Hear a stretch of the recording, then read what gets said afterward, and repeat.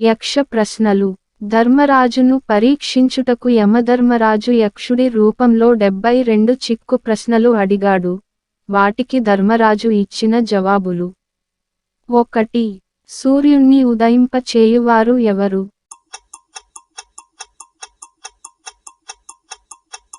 బ్రహ్మం. 2. సూర్యుని చుట్టూ తిరుగువారెవరు?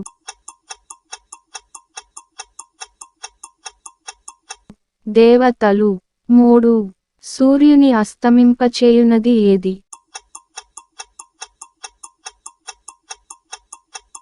ధర్మం. 4. సూర్యుడు దేని ఆధారంగా నిలచియున్నాడు?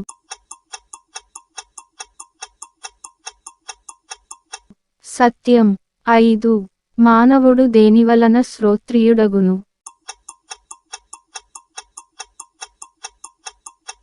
వేదం. 6. దేనివలన మహత్తును పొందును?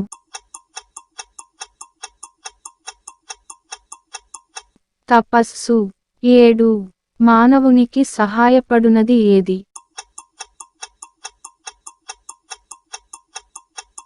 ధైర్యం. 8. మానవుడు దేనివలన బుద్ధిమంతుడగును?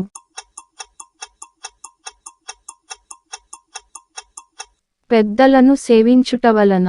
9. మానవుడు మానవత్వమును ఎట్లు పొందును?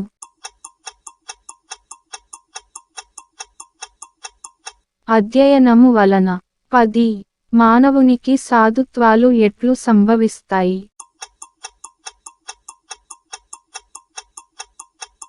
తపస్సు వలన సాధుభావము, శిష్టాచార భ్రష్టత్వం వల్ల అసాధుభావము సంభవించును.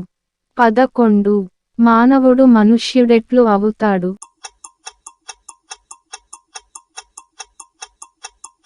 మృత్యు భయము వలన.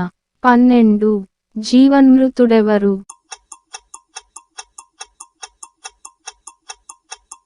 దేవతలకు, అతిథులకు పితృసేవకాదులకు పెట్టకుండా తినువాడు. 13. భూమి కంటే భారమైనది ఏది? జనని. 14. ఆకాశం కంటే పొడవైనది ఏది?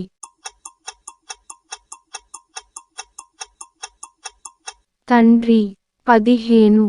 గాలి కంటే వేగమైనది ఏది?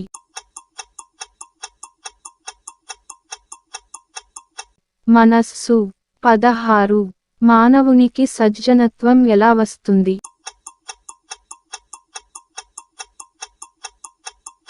ఇతరులు తన పట్ల ఏ పని చేస్తే, ఏ మాట మాట్లాడితే తన మనస్సుకు బాధ కలుగుతుందో తాను ఇతరుల పట్ల కూడా ఆ మాటలు మాట్లాడకుండా ఎవడు ఉంటాడో అట్టి వానికి సజ్జనత్వం వస్తుంది. 17. తృణం కంటే లేసైనది ఏది?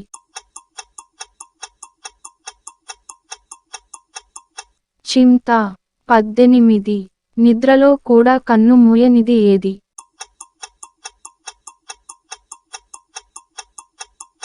చేప. 19. రాజ్యమేలేవాడు దైవత్వం ఎలా పొందుతాడు?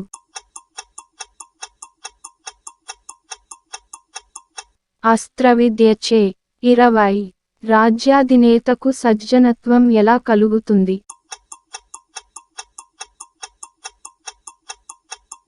యజ్ఞం చేయుట వలన. 21. జన్మించియు ప్రాణం లేనిది? గుడ్డు. 22. రూపం ఉన్నా హృదయం లేనిదేది?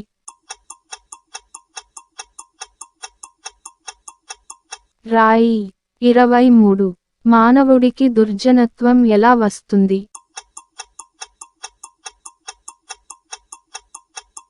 శరణుజొచ్చిన వారిని రక్షించకపోవడం వలన. 24. ఎల్లప్పుడూ వేగం గలదేది?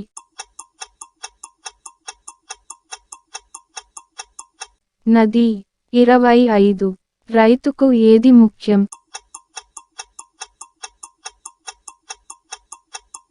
వాన. 26. బాటసారికి, రోగికి, గృహస్థునకు, చనిపోయిన వారికి బంధువులెవ్వరు?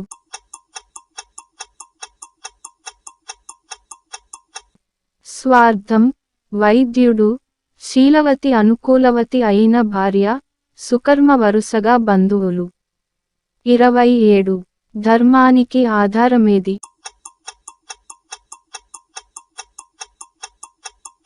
దయ దాక్షిణ్యం. 28. కీర్తికి ఆశ్రయమేది? దానం. 29. దేవలోకానికి దారి ఏది?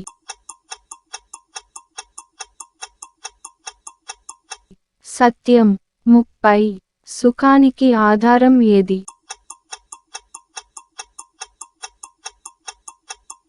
శీలం. 31. మనిషికి దైవిక బంధువులెవరు?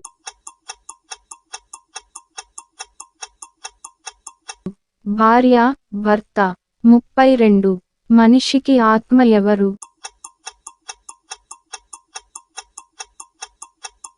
కుమారుడు. 33. మానవునకు జీవనాధారమేది?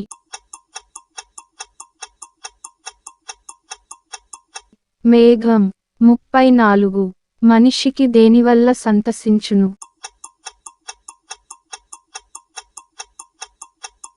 దానం. 35. లాభాల్లో గొప్పది ఏది?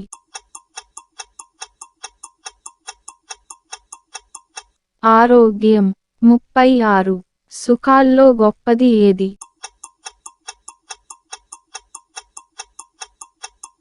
సంతోషం. 37. ధర్మాల్లో ఉత్తమమైనది ఏది?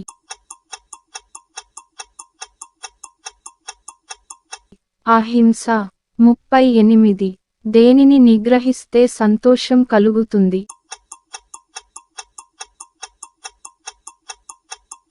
మనస్సు. 39. ఎవరితో సంధి శిథిలమవదు?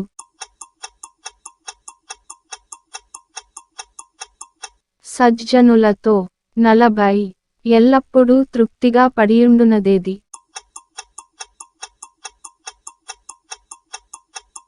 యాగకర్మ. 41. లోకానికి దిక్కు ఎవరు?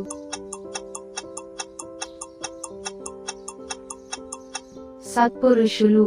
42. అన్నోదకాలు వేనియందు ఉద్భవిస్తాయి?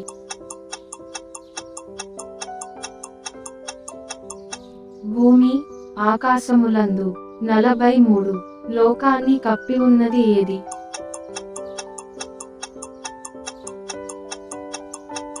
అజ్ఞానం. 44. శ్రాద్ధ విధికి సమయమేది?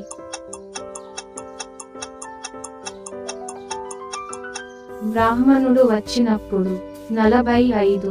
మనిషి దేనిని విడచి సర్వజనాదరణీయుడు, శోకరహితుడు, ధనవంతుడు, సుఖవంతుడు అగును?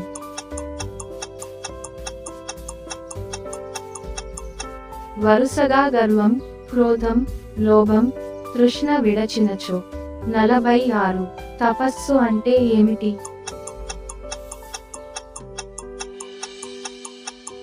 తన వృత్తి, కులధర్మం ఆచరించడం. 47. క్షమ అంటే ఏమిటి? ద్వంద్వాలు సహించడం. 48. సిగ్గు అంటే ఏమిటి?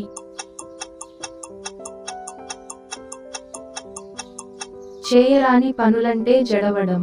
49. సర్వదనీయనదగు వాడెవడం?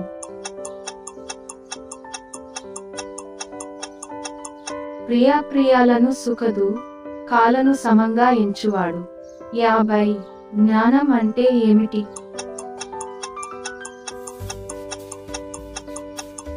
మంచి చెడ్డల్ని గుర్తించగలగడం. 51. దయ అంటే ఏమిటి? ప్రాణులన్నింటి సుఖము కోరడం. 52. అర్జవం అంటే ఏమిటి?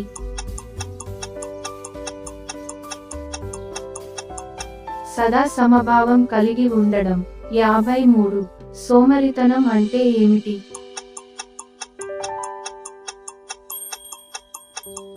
ధర్మ కార్యములు చేయకుండుట. 54. దుఃఖం అంటే ఏమిటి?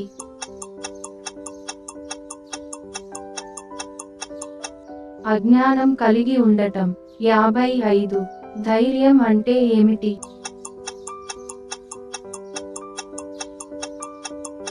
ఇంద్రియ నిగ్రహం. 56.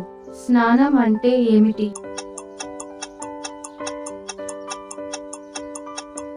మనస్సులో మాలిన్యం లేకుండా చేసుకోవడం. 57. దానం అంటే ఏమిటి?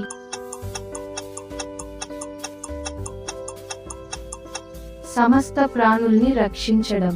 58. పండితుడెవరు?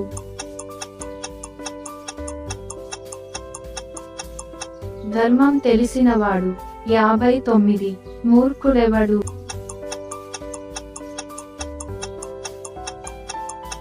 ధర్మం తెలియక అడ్డంగా వాదించేవాడు. 60. ఏది ఖాయం? సంసారానికి కారణమైంది. 61. అహంకారం అంటే ఏమిటి?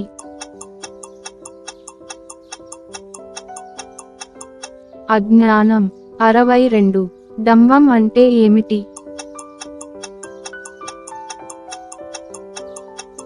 తన గొప్పతానే చెప్పుకోవటం.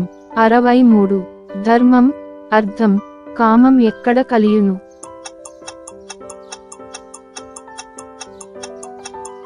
తన భార్యలో, తన భర్తలో. 64. నరకం అనుభవించే వారెవరు?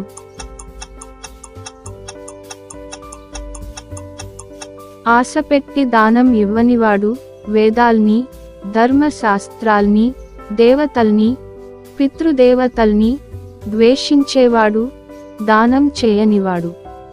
65. బ్రాహ్మణత్వం ఇచ్చేది ఏది?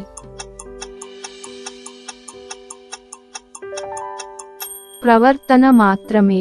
66. మంచిగా మాట్లాడేవాడికి ఏమి దొరుకుతుంది?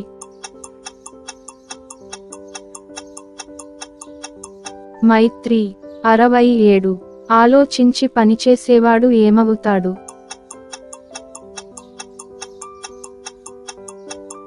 అందరి ప్రశంసలు పొంది గొప్పవాడవుతాడు. 68. ఎక్కువ మంది మిత్రులు ఉన్నవాడు ఏమవుతాడు?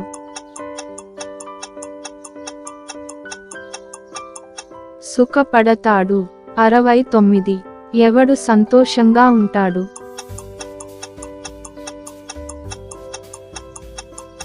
అప్పులేనివాడు, తనకున్న దానిలో తిని తృప్తి చెందేవాడు. 70. ఏది ఆశ్చర్యం?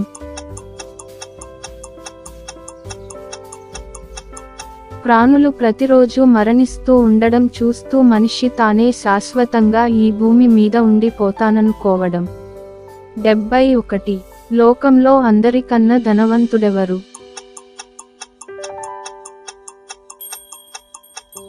ప్రియయు అప్రియము, సుఖము దుఃఖము మొదలైన వాటిని సమంగా చూసేవాడు. 72.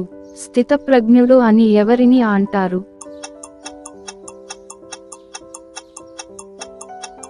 నిందాస్తుతులందు, శీతోష్ణాదులందు, కలిమిలేములందు, సుఖదు కాదులందు సముడై, లభించిన దానితో సంతృప్తుడై అభిమానాన్ని విడచి, అరిషడ్వర్గాలను జయించి స్థిరబుద్ధి కలవాడుగా ఎవరైతే ఉంటాడో వానినే స్థితప్రజ్ఞుడంటారు.